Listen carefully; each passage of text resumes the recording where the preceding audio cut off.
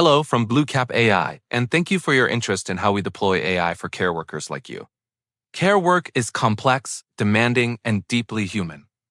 Every day, carers balance emotional support, practical help, and professional responsibility.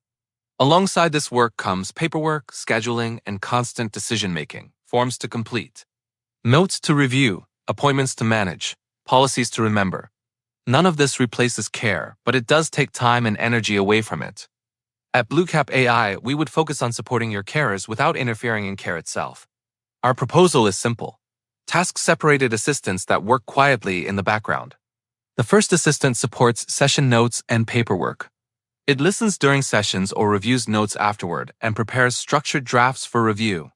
Nothing is finalized automatically because human judgment is essential.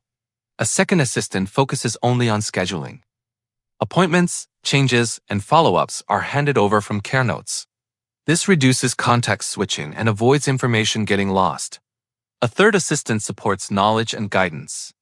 It uses only curated, approved documents provided by the organization and has no internet access because total accuracy matters. Guidance is consistent, controlled, and easily replaceable when policies or programs change. These assistants work together, but each has a clear boundary. No decisions are made by the system, no care is automated because nothing can replace professional judgment. Instead, carers gain clarity, consistency, and breathing room. Less time spent rewriting notes. Less pressure remembering details. More energy available for the people who matter most. This approach reduces internal strain while keeping human care workers firmly in control. This is how a people-first AI program works in care settings. Carefully designed, task-specific, safe by default. If you would like to explore how this kind of support could work within your organization, email our founder at the email on screen or message us on LinkedIn. If this message resonated with you, please consider following this channel, and we hope to hear from you soon.